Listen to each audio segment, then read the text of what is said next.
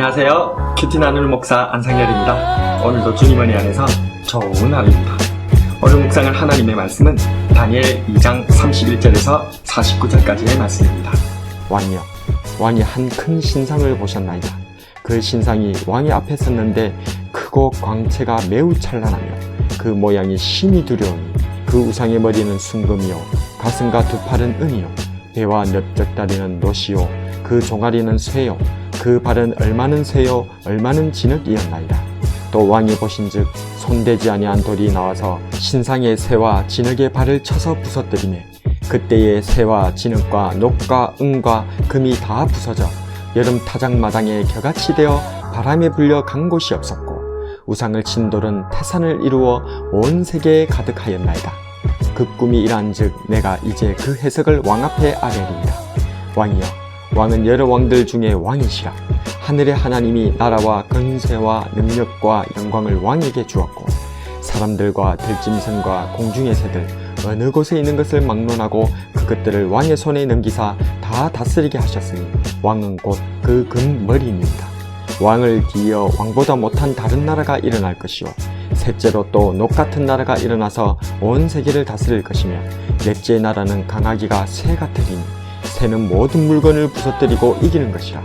새가 모든 것을 부수는 것 같이 그 나라가 문나라를 부서뜨리고 찌을 것이며 왕께서 그 발과 발가락이 얼마는 토기장이의 진흙이요 얼마는 새인 것을 보셨은즉 그 나라가 나뉠 것이며 왕께서 새와 진흙이 섞인 것을 보셨은즉 그 나라가 새 같은 든든함이 있을 것이나 그 발가락이 얼마는 새요 얼마는 진흙인즉 그 나라가 얼마는 든든하고 얼마는 부서질 만할 것이며 왕께서 새와 진흙이 섞인 것을 보셨은즉 그들이 다른 민족과 서로 섞일 것이나 그들이 피차에 합하지 아니함이 새와 진흙이 합하지 않음과 같으리이다.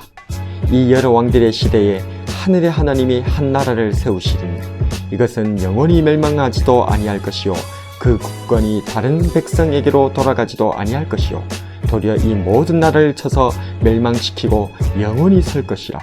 손대지 아니한 돌이 산에서 나와서 새와 녹과 진흙과 은과 금을 부서뜨린 것을 왕께서 보신 것은 크신 하나님이 장래일을 왕께 알게 하신 것이라. 이 꿈은 참되고 이 해석은 확실하니이다 하니 이에 느부갓네살 왕이 엎드려 다니엘에게 절하고 명하여 예물과 향품을 그에게 주게 하니라. 왕이 대답하여 다니엘에게 이르되 너희 하나님은 참으로 모든 신들의 신이시요 모든 왕의 주제시로다. 네가 능히 이 은밀한 것을 나타내었으니 네 하나님은 또 은밀한 것을 나타내시는 이시로다. 왕이 이에 다니엘을 높여 귀한 선물을 많이 주며 그를 세워 바벨론 온 지방을 다스리게 하며 또 바벨론 모든 지혜자의 어른을 삼았으며 왕이 또 다니엘의 요구대로 사드락과 메삭과 아벳느고를 세워 바벨론 지방의 일을 다스리게 하였고 다니엘은 왕궁에 있었더라. 오늘은 다니엘 2장 31절에서 49절 말씀을 통해서 느부갓네살의 꿈과 하나님의 나라라는 제목으로 은혜를 나누겠습니다.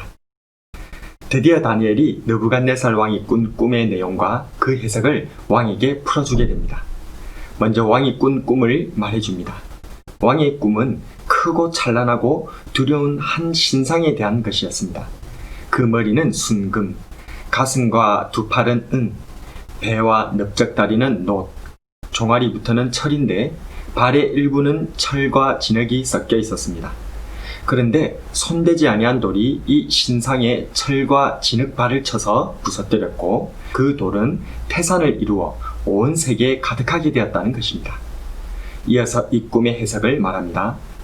그 신상의 금머리는 느부갓네살 왕이고 왕의 이후에 왕보다 못한 다른 나라들이 나타나다가 넷째 나라는 새같이 강한 나라이지만 이 나라도 말미에 가서는 마치 새와 진흙이 섞인 것 같이 섞이지 않는 민족들로 분열되었을 때에 하나님의 나라가 이 모든 나라를 멸망시키고 영원히 세워진다는 해석이었습니다.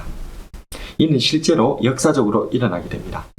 신상의 금머리와 같은 바벨론 제국에 이어 은으로 비유된 메데 바사 제국, 노수로 비유된 헬라 제국, 마지막으로 철같이 강한 로마 제국입니다. 이 로마 제국의 만렵에 민족 간 분열이 일어나고 하나님의 나라가 앞선 모든 나라를 무너뜨리고 영영이 세워지게 됩니다. 이 꿈은 1차적으로는 예수님의 초림 사건으로 이루어졌다고 볼 수 있으나 더 나아가서는 예수님의 재림으로 인해 마지막 때에 큰 성 바벨론을 무너뜨리고 영원한 하나님의 나라가 서는 것으로도 볼 수 있습니다. 그렇습니다.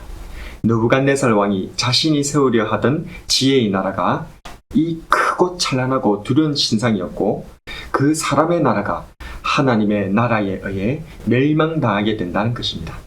자신이 세우려던 지혜의 나라, 사람의 나라의 미래를 침상에서조차 놓지 못하고 고민하고 계획하던 느부갓네살 왕에게 하나님께서는 꿈으로 그 종말과 헛됨을 보여주셨던 것입니다. 이것은 비단 느부갓네살 왕에게만 주신 깨달음이 아닙니다. 도리어 나라를 잃은 다니엘에게 종말을 살아가는 저와 여러분들에게 주시는 깨달음입니다.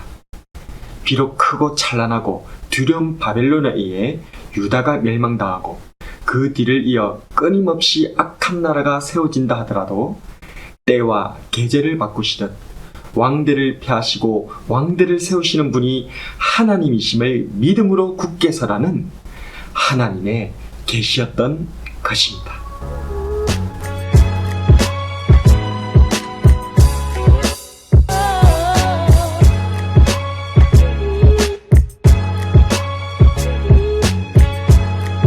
법은 멀고 주먹은 가깝다 라는 말처럼 오늘날에도 우리를 떨게 하는 크고 찬란하고 두려운 존재들이 있습니다.